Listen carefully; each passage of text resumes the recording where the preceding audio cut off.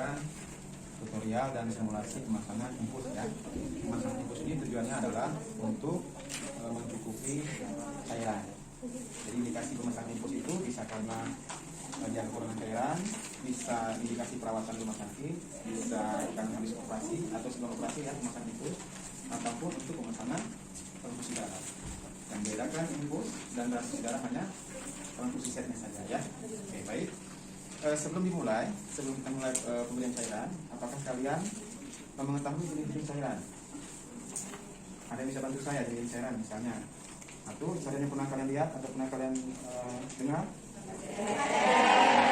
Terus glukosa, apalagi RL, ya, NaCl, RL, glukosa, terus aspirin, ya, bisa untuk pasien-pasien saraf.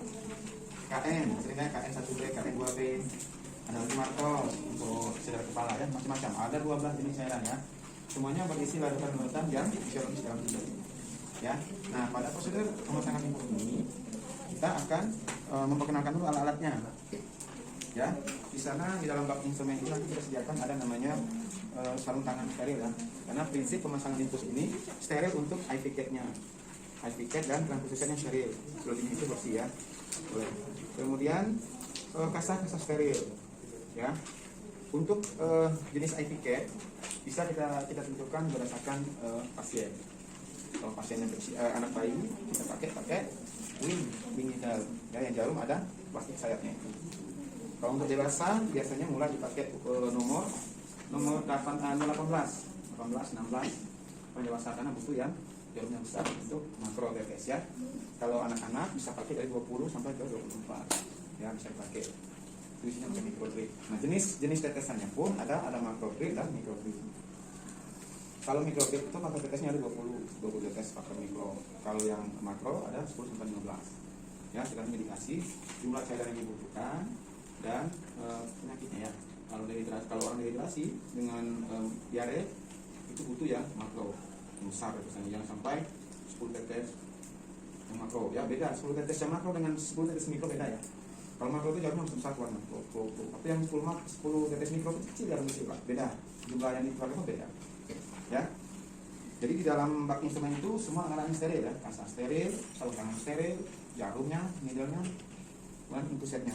Kemudian ada cairan parentral. Ada cairan parentral ya, ini ya, dari jenisnya macam-macam ini, yang tadi kalian sebutkan tadi. Ya, kemudian tourniquet, tourniquet ya, tourniquet, kemudian plaster, bengkok, ya.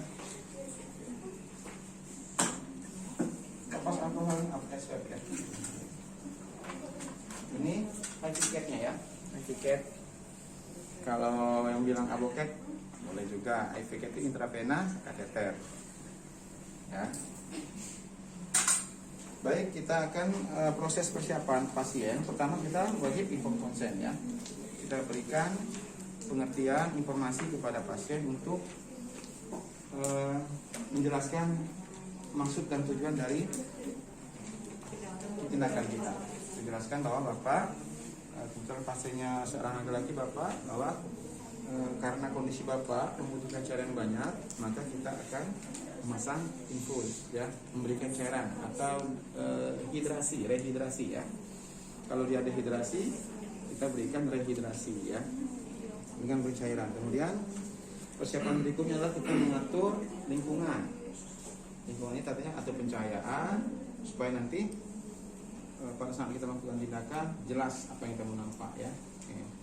Kemudian persiapan alat-alatnya kita dekatkan ya, tiangnya infus kita dekatkan sama ini ya, set infusnya. Kemudian persiapan petugas, saya mencuci tangan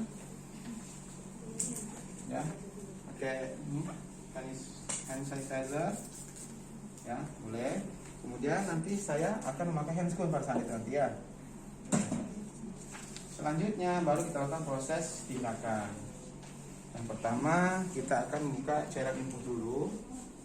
Ini cairan infusnya. Tolong infus setnya mana? Tolong. Oke. Pemasangan infus set ke dalam infus ya, infus. Yang pertama kita buka dulu input setnya. Ingat ya, ini steril ya, steril, input setnya steril.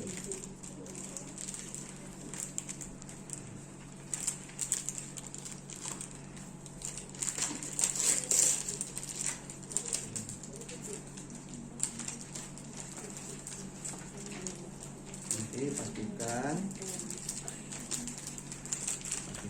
ininya ya, tidak tersentuh ke input ya. Oke, di sini pastikan dalam ini boleh. Yang ini terbuka, masukkan ke yang ada tulisan out ya, out atau in, boleh out. Oke, ininya jangan lupa dimatiin dulu, baru kita isikan sini. Nah, kira gini ya. Lalu kita buangkan air gantung, buang ke bengkok boleh sini, untuk memastikan supaya tidak ada udara di dalam selangnya ya, di dalam infusnya. Nanti supaya tidak terjadi emboli di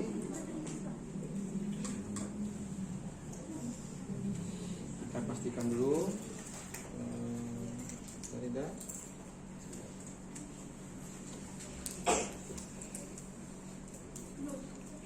Yang ini ada coba kita buang banyak ya.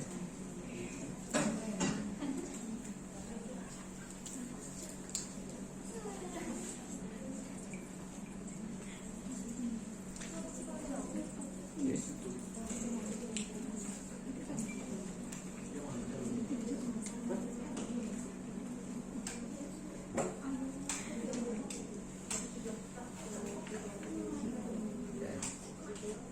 Selanjutnya kita menyiapkan area penusukan ya, area penusukan kepada pasiennya. Yang pertama kita pasang perlak dulu.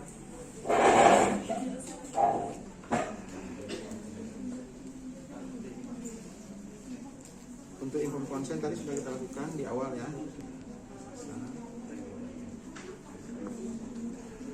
Kemudian kita pasang tourniquetnya dan pastikan bahwa kita yakin dengan penanya ya, pena. Kita akan memberikan pemasangan tourniquet ini 5 cm di atas area penusukan.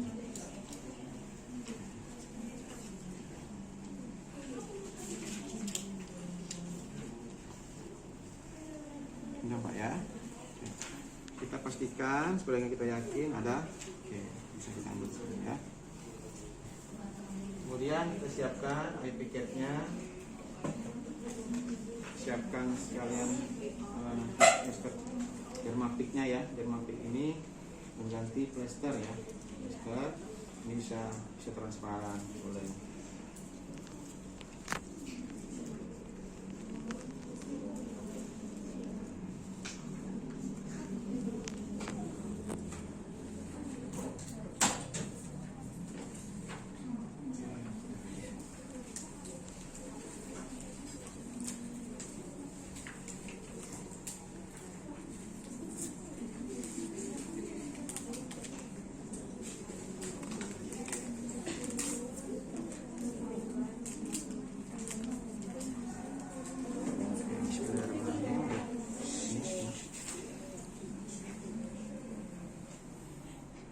Kita agukan disinfektan, kemudian kita siapkan area penusukan. Untuk lubang jarum ada di atas ya, lubang jarum di atas. Cari posisi yang nyaman untuk perawat melakukan tindakan ya. Bismillahirrahmanirrahim. Kalian akan mengukur posisinya ya.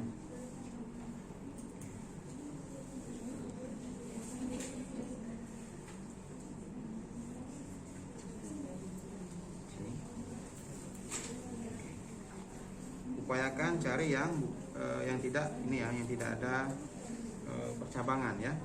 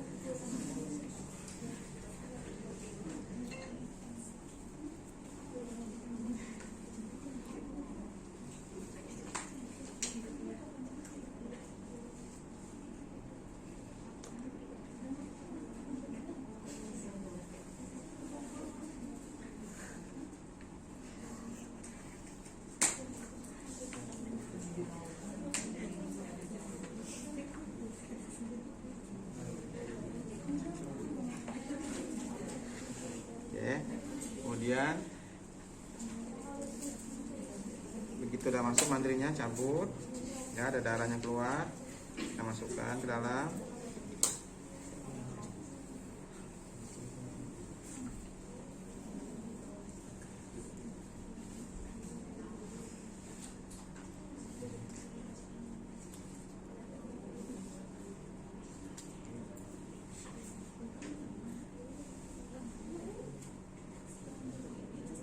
Genggamnya boleh.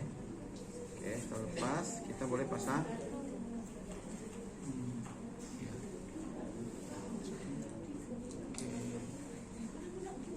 Oke, ada ya. Oke, kita pasang.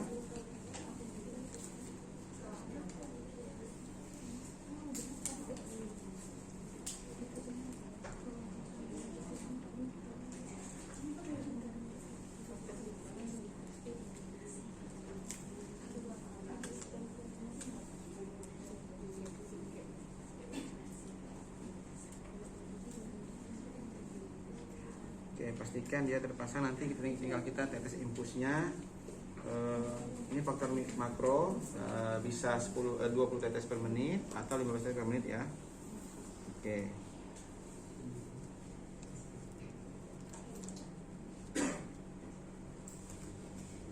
Pasang.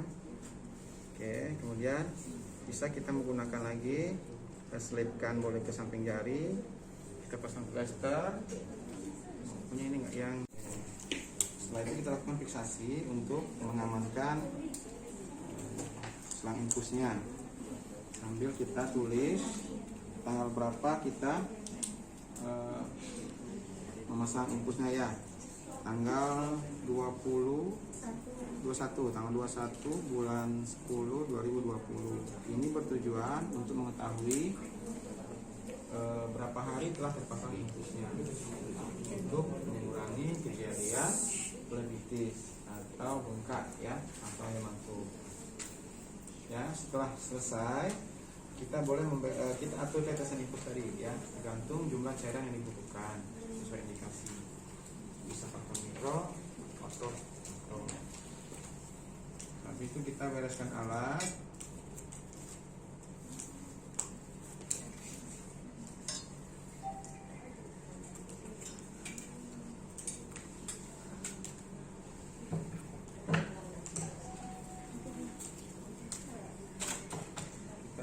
Pasien, setelah itu kita berpamitan kepada pasien bahwa tindakan kita ini sudah selesai.